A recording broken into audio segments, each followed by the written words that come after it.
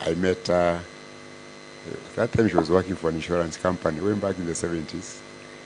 And she's the only woman who earned some money.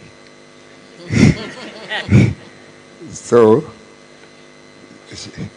she paid fees for Koiwa Mwere when he had been detained without trial.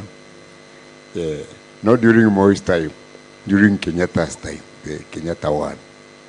And we tried to find out whether she was his girlfriend, but she says she didn't know him. But she felt she had to support him. Can we appreciate her?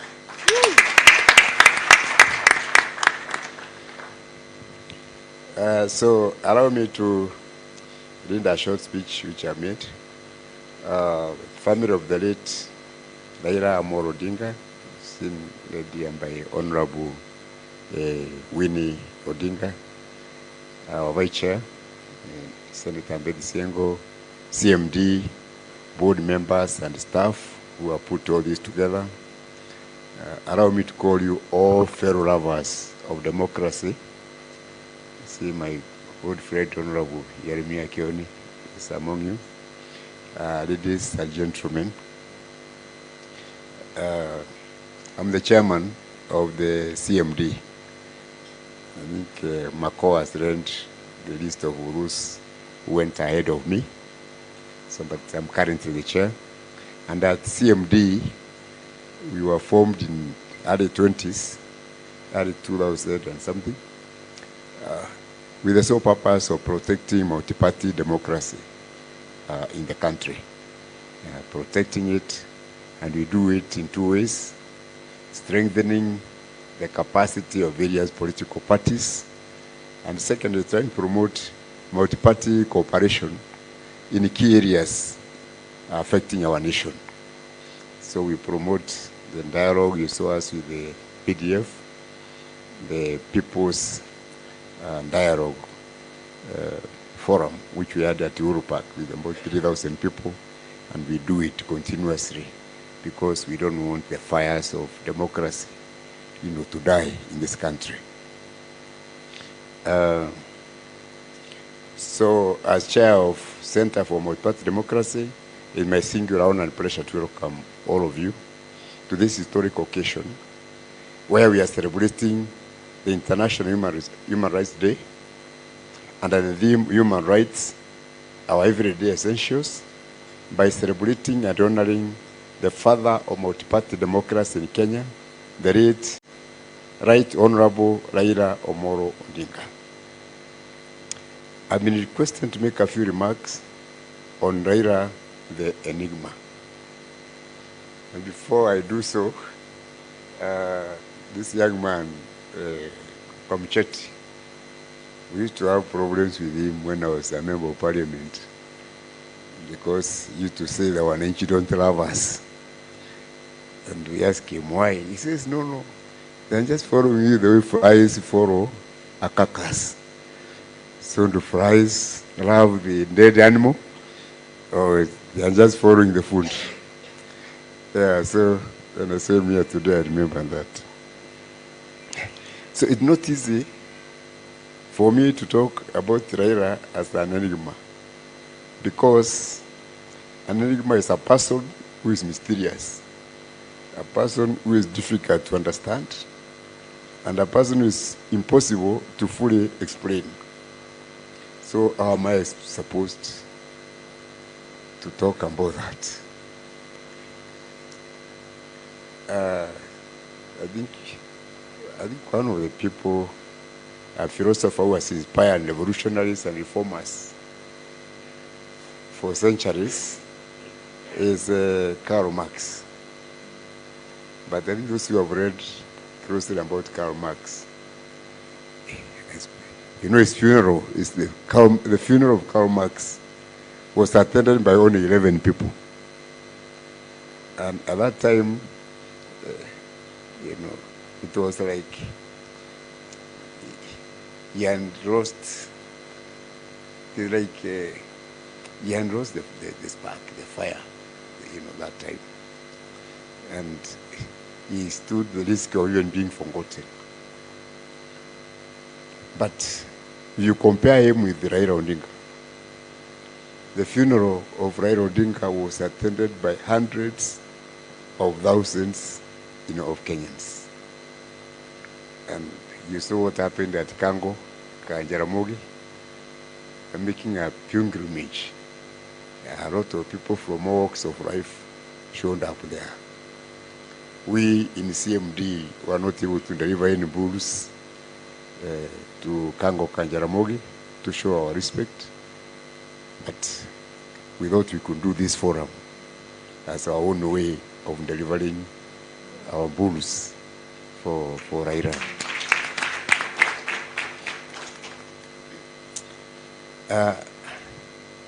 A lot of things have been said and written about Raila, especially after his death, and I believe a lot more is going to be said.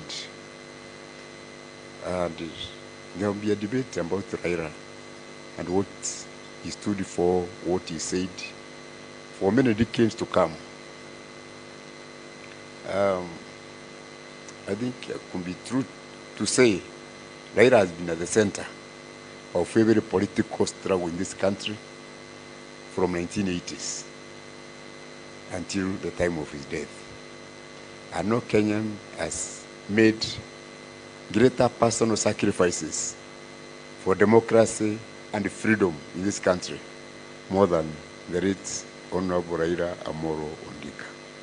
I think this is a fact of history. You might like him or you might dislike him, but you can't change that fact. It is true.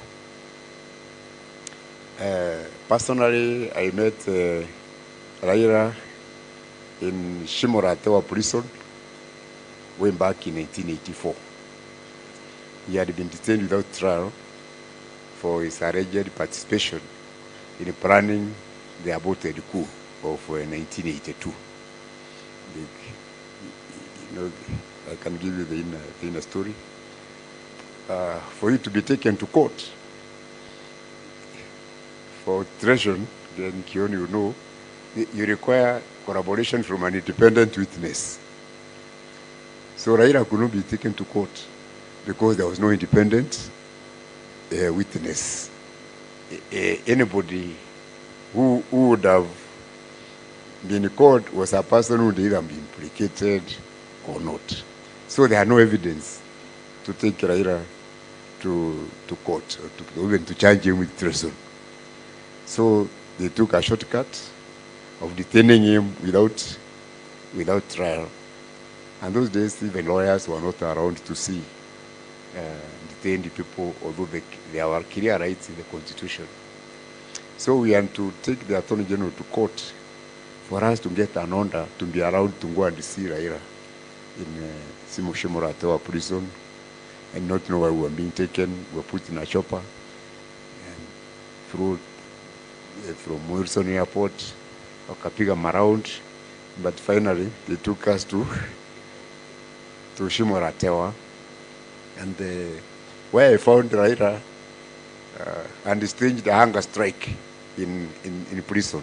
They are not eaten for a number of days, and he was saying, "You rather die rather than eat this food." They were giving terrible food. So I remember it was my first time to meet him, and we had quite an argument. And I was telling him, if you die, what do you think Moi would think? Wouldn't Moi be celebrating that you are dead? So we convinced him to eat, survive, so that he can live and fight Moi, another day. So the officer in charge, we asked to see the food he was eating. So they brought eggs and rice, and then so we asked Raila, "Is this the food you have refused to eat?" So Raila said no. So then we said, okay, from now on let him be given this food because you have no problem with it. Because the next time we trying to see him, we were not there, then taking him to Naivasha. So So that's how we got to know Raila. And those days, because they had changed the constitution in 1982 to make Kano the only role-of party in the country and making opposition, any form of opposition, illegal. So there was no other way of removing Moi and Kano from power. So it was legitimate to overthrow him through the force of arms. And for us those days, revolution was acceptable. And in fact, it was the only way of removing live presidents, from power. And we were inspired by other revolutions of the world, Fidel Castro in Cuba. We can read books from Franz Fanon, Che Guevara, all those people. And Raila really liked Fidel Castro. That is why his son was called Fidel. And then near South Africa, near home South Africa, there was Winnie Mandela. That is why this lady is called Winnie.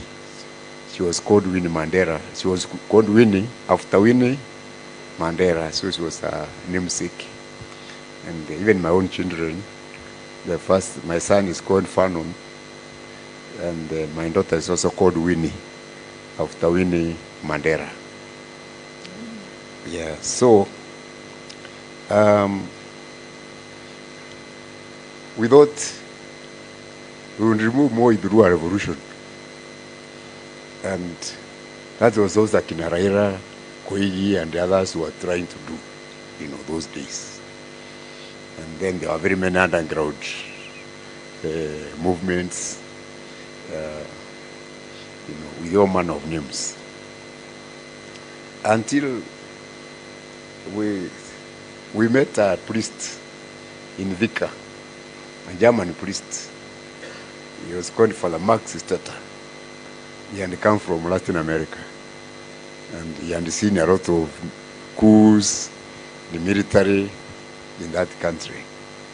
And he was telling us the coups and the military takeovers will not be the right way to go. Because it's okay, Moi can be removed through the force of arms. But when the military get in, how are you going to remove them, from power? So a military regime can only be removed through another military coup, isn't it? Even a revolutionary government, once in power, can also be removed only through another revolutionary government. And this would cause a cycle of bloodshed. And Africa will be forever in chaos, anarchy, because of this manner. And that is why the struggle for multi-party democracy became important, because at least there will be a limitation of the terms of the rulers, and there will be a democratic way of removing. You don't like them, you can remove them through the ballot box and all that. So this struggle to change Section 2A, so that we can return the country back to multipartyism, was informed by our understanding that there's a futility in trying to change through armed struggle. And Raila again became the champion of fighting for this democratic space, for the second liberation. We were younger people. Raila was a few years older, but he was the leader of the young Turks, and we did not have sufficient contact with the people or politics, so we had to work with the old people who were there then, the veterans, Jaramogi himself, Kinamwaside Muriro, and others.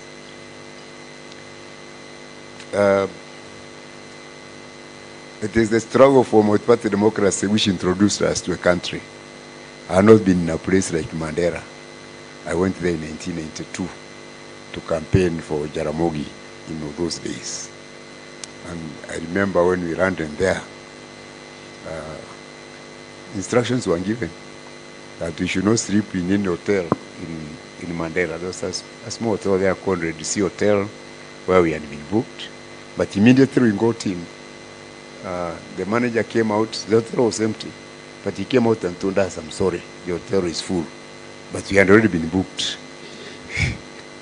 So we moved on to the Mandela County Hostel, which was owned by the county council. The manager was very, very happy to receive us. And we were taken to our rooms. But immediately after that, we had a woman screaming at the front office. And we came to know her husband had been arrested. And she had been told, so long as we were in the hotel, her husband would remain in prison.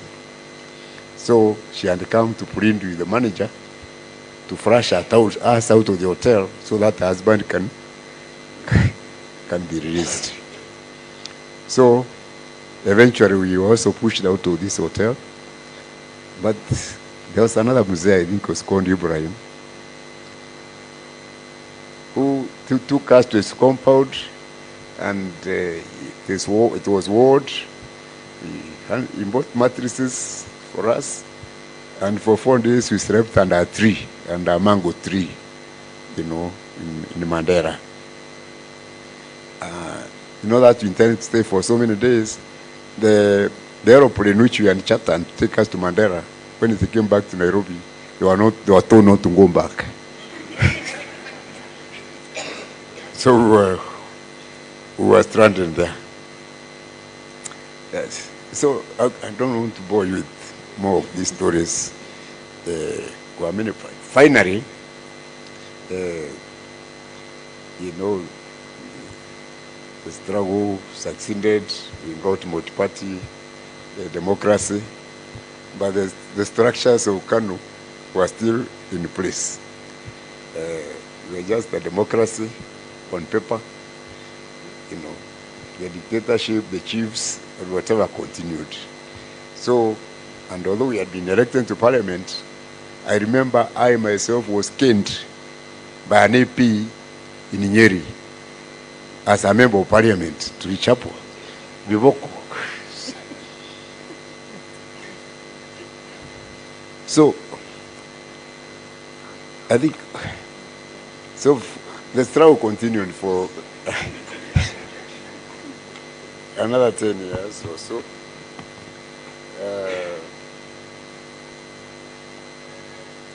Then we tried the elections.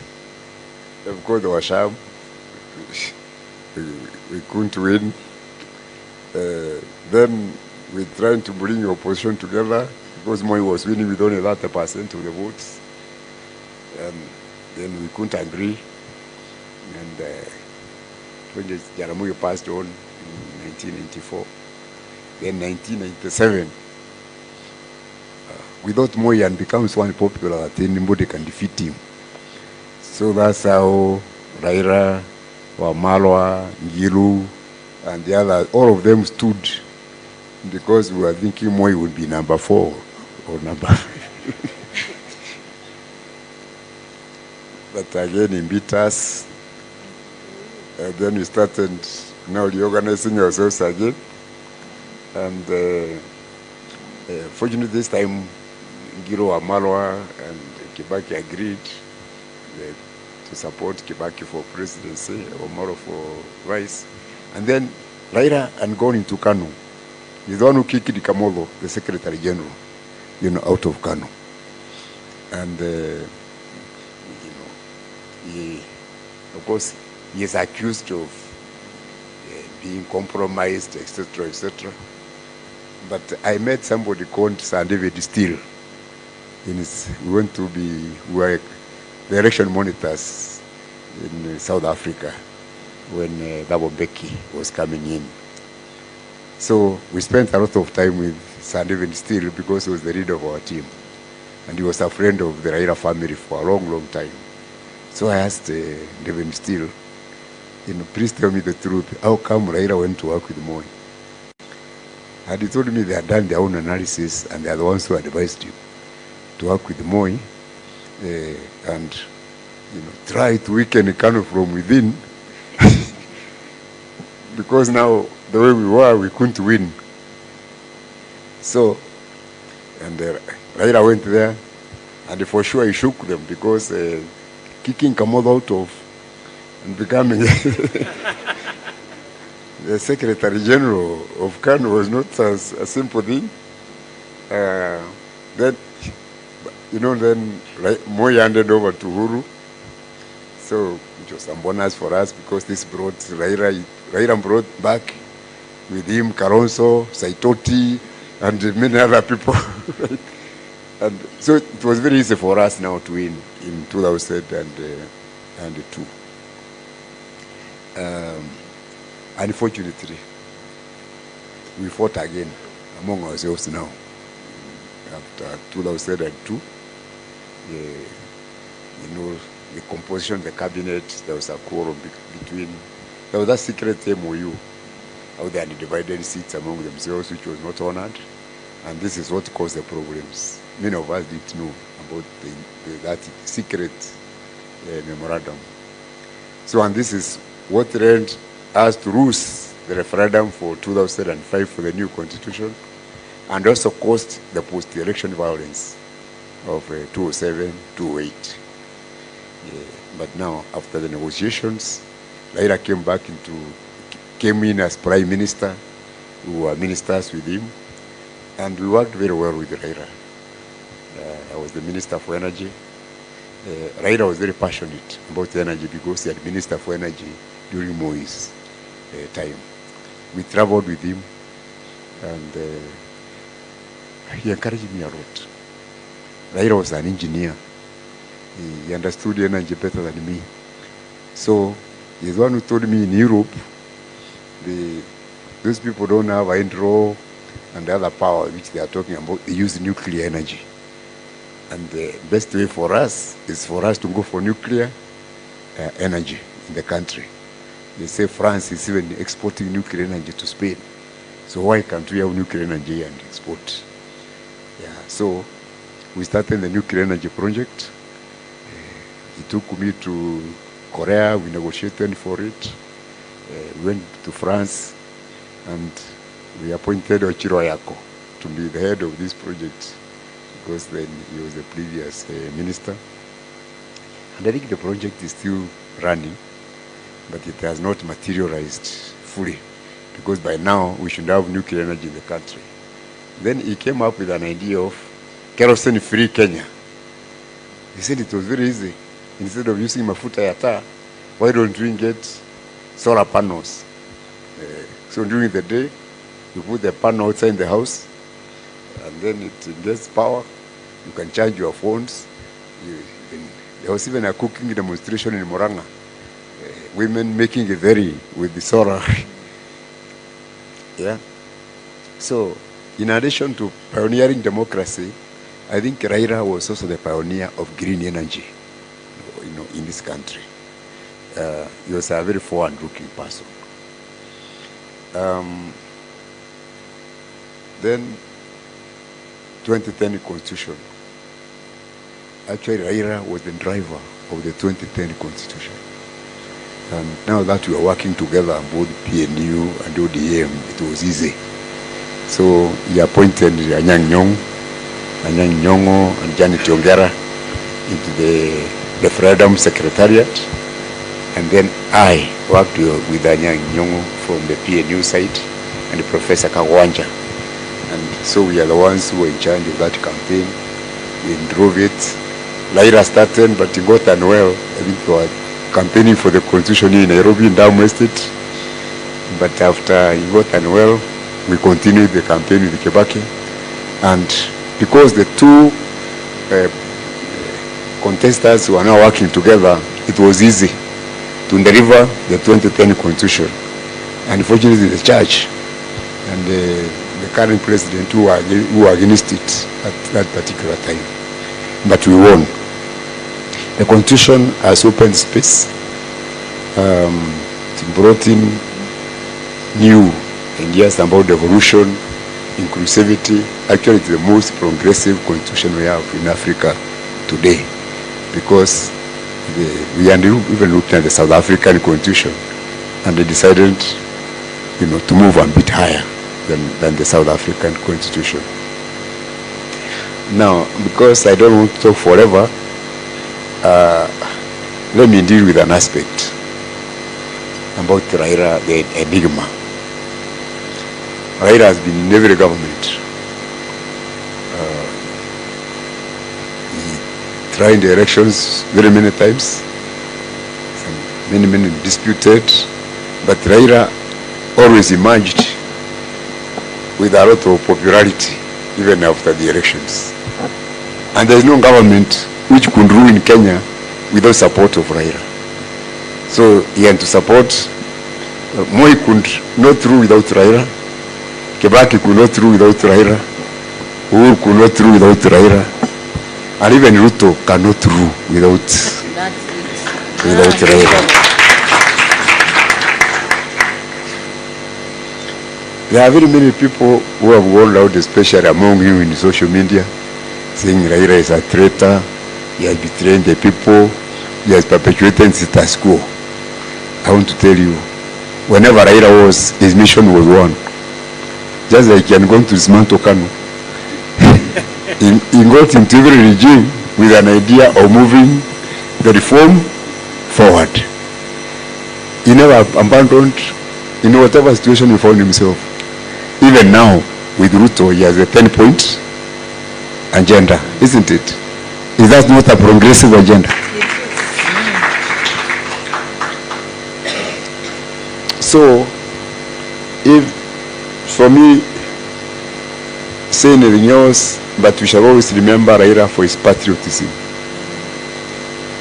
his fight for freedom, the constitutional electoral reform, and inclusivity. Now, as I sit down, we at the Center for Multi-Party Democracy are worried about the trajectory of our democracy. We seem to have made 2 steps forward and 3 steps backwards. We know people are angry. The elections themselves have actually become a threat to democracy, not only in Kenya, but in Africa. And you can see the youth have given up. They are united. Their chemistry and the regimes are wide apart. That's why they are declaring themselves partyless, leaderless, and triballess, everything less.